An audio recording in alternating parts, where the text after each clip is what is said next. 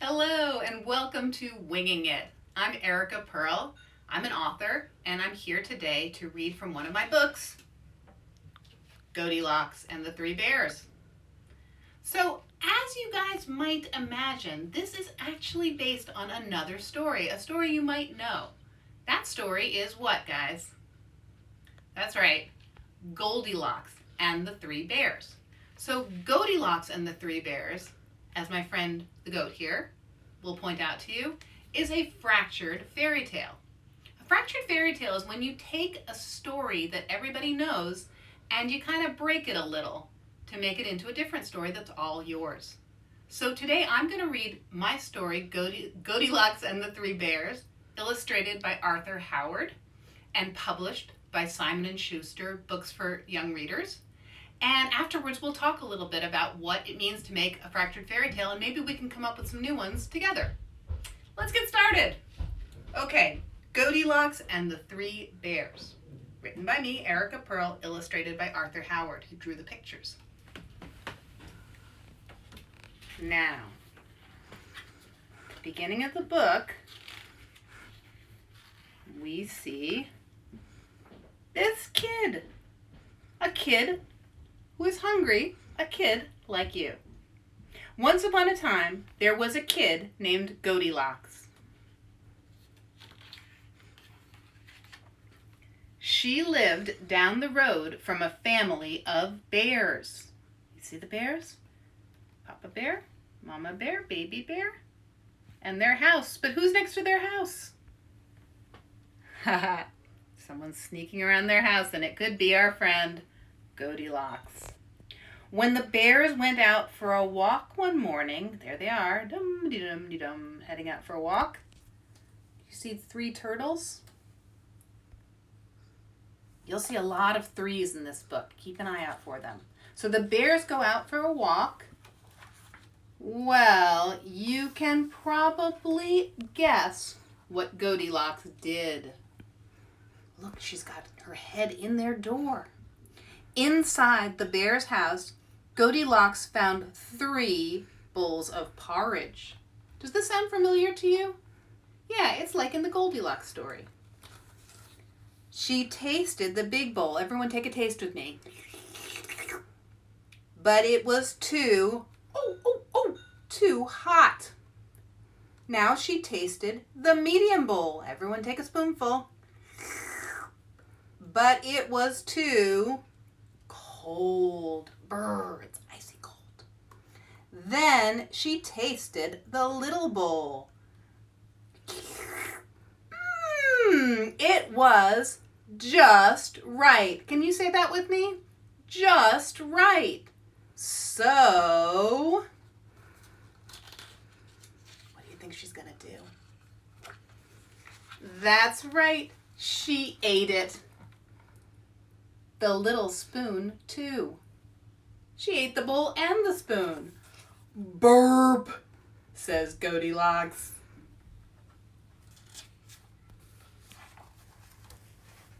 Next, Goatilocks found 3 chairs. She tried the big chair, but it was too hard. It was a very uncomfortable chair. Look at her face. She tried the medium chair, but it was too soft. Look how squishy it is. She's practically getting devoured by it. Then she tried the little chair.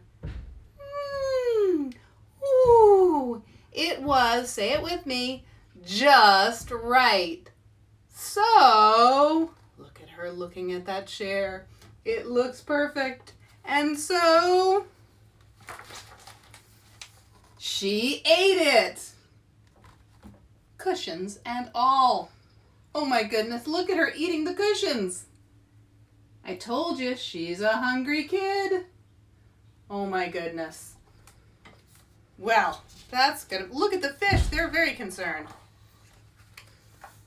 At this point, Goatilocks began to feel sleepy. Upstairs, she found 3 beds. She tested the big bed, but it was too lumpy. Look at that lumpy bed. Lumps and bumps. Goatilocks does not look comfortable. So next, she tested the medium bed. Whoa! It was too squishy. Look at that squishy water bed with a hose no less. Then she tested the little bed. Ah! It was, say it with me, just right. Uh-oh, you guys. What happens when she says just right? I have a funny feeling that's right. She ate it. She ate the bed, plus the blanket, 2 pillows, and a pair of pajamas. Oh my goodness. Well, then with a contented sigh, Goatilocks, and a full belly I should add, Goatilocks fell fast asleep. Shortly thereafter, the bears came home. You can probably imagine the commotion.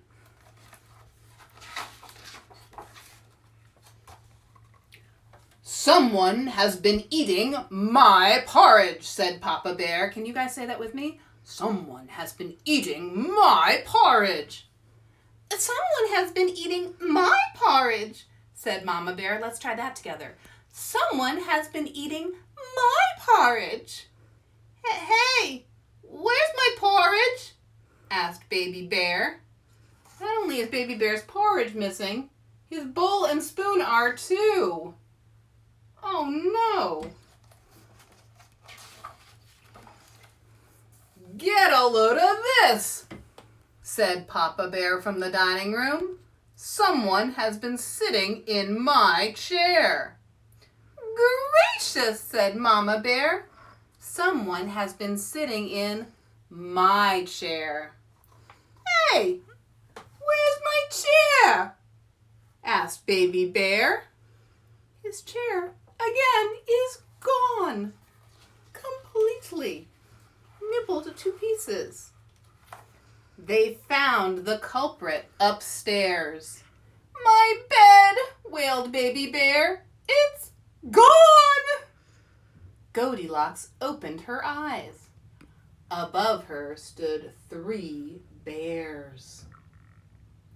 Oh no, she is in big trouble. Quickly, she jumped up and hoofed it for home, which probably sounds like the end of the story. But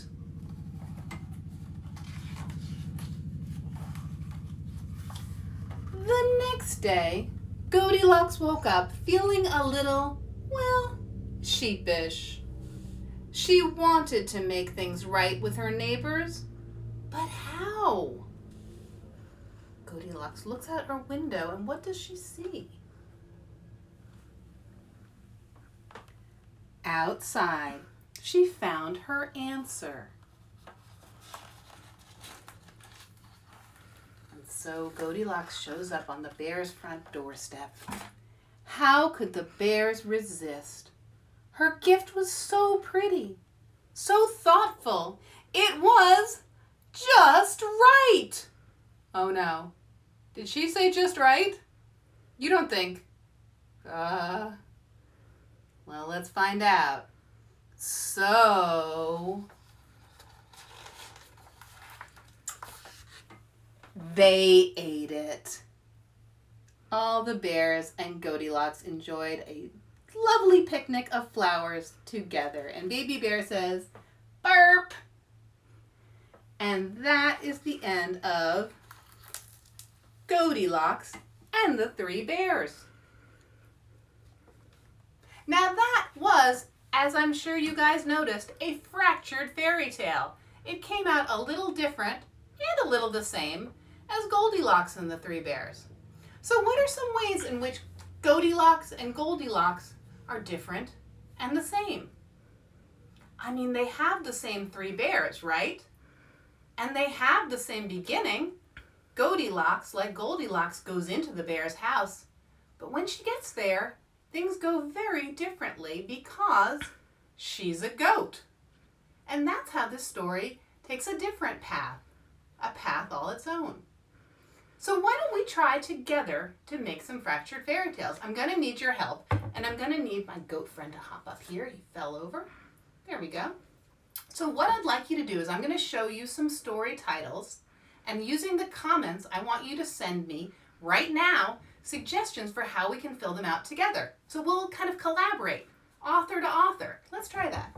Okay, I'm going to put Goatilocks here, and I'm going to grab my notebook, which I use every single day. And on my notebook, in advance, I wrote some titles that we will work on together. So the first one is Goldilocks and the Three Blank. Goldilocks and the Three Blank. What could it be? Can you guys at home write me a comment right now? I'm waiting for what it could be. Goldilocks and the Three Spaghettis. Goldilocks and the Three High-Top Sneakers. Goldilocks and the Three... It's up to you. Let me know what you think the title should be of our new book.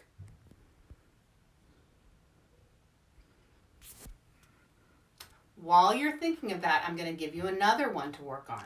This one is The Princess and the Blank. We have Goldilocks and the Three Cats. Someone has written in that we could do Goldilocks and the Three Cats. That's a great idea. I think that would be a really good story. Lots of meowing. Okay, so if you'd like a different one, we've got The Princess and the Blank. Troll. Goldilocks and the Three Trolls has been submitted. That's also a very good idea. I can really picture that. Lots of troll action. So keep sending me ideas. I'll keep sharing them because I think if we work together, we'll come up with some really good stuff. So we've got The Princess and the Blank. And then the last one is Jack and the, well, ordinarily it would be Beanstalk, but this is not an ordinary story. This is our fractured fairy tale. So it could be Jack and the Rocket to the Moon. It could be Jack and the Giant Chicken Salad Sandwich. It could be Jack and the You Tell Me. So I'll wait. Give me some good ones. I'm sure you guys are up to the task. Oh, it's so hard waiting. Do you guys have a hard time waiting too? I'm sure we'll get some really good ones. But I do like those cats and trolls. Zucchini. The Princess and the Zucchini. That is an excellent idea. The Princess and the Zucchini. Because when you're a princess and you have a zucchini, there's no telling what can happen. It could also be Jack and the Zucchini, I would have to say, because that could really work well too if you want to just go off on riffing on other vegetables. Jack and the cauliflower. Jack and the giant turnip. Jack and the miniature head of lettuce. Lots of options. Jack and the Slippery Banana. Jack and the Slippery Banana. I do like that. I like a good slippery banana story. I can tell that's going to be a funny one. Jack and the Whitby No Airdrie. Jack, Whitby, and Airdrie do what? I'm sorry? Jack, Whitby, and Airdrie, I think that alone is a great title, but I think they need to have the and the something. And the Whitby No Airdrie. Oh, I see. I prefer my stories with Jack, Whitby, and Airdrie. I'm just saying, I like everybody to be in the story. But there could be a special Airdrie story, The Princess and the Airdrie, or The Princess and the Whitby. You have lots of options. It's true, and these are good suggestions. I want to mention that if you want to put yourself in the story, that's always a good way to go too. So for example, instead of doing Goldilocks and the Three Tomatoes, you could do Airdrie and the Three Bears, or Whitby and the Three Bears. You have lots of options, even if your name is not Airdrie or Whitby. All right, I think we all have the idea. So I'm going to let you guys keep on riffing on this, but once you have a good title and a good idea, and remember, best to only change one thing. That way people know what story is going to be happening. So, once you've got your fractured fairy tale going, you can use the main story that you started with. Oh, we have a special guest coming in? Why, yes, it's Clover. Clover has come, and that's because we've come to the time in Winging It when Clover shows up and is our special guest. Hi, Clover. Clover, did you want to tell us that we were doing one other thing today? You did, didn't you? Oh, you want me to tell about the other book? Okay. So one thing that Clover is going to be doing is Clover wants us to talk about her favorite Passover book, which is called The Longest Night. Oh, look how excited. Yes, her tail is wagging. Clover loves this part. So I mentioned this because Goatilocks is, as you can see, a very springy book about a baby goat. And I like lots of other spring books, including books about Passover and books about Easter and other spring holidays. And I was particularly thinking, and Clover liked this idea, didn't you, Clover? You can sit right there. I was particularly thinking that not only would we this year read Laurel Snyder's beautiful book, The Longest Night, at our Seder table, but we might also add it to our Afikomen hunt.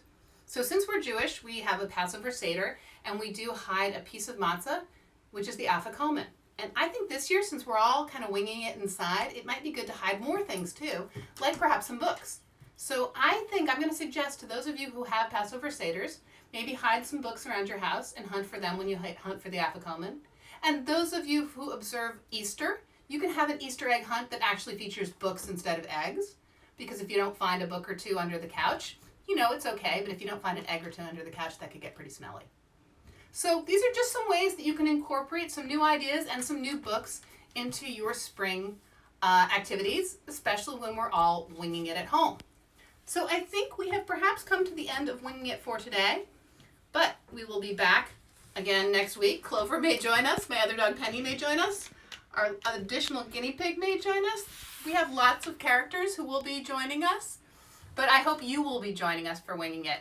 If you don't make it to Winging It on Tuesday at 2 and you want to catch an episode that you missed, you can find it on my website, which is ericaperl.com, ERICAPERL.com.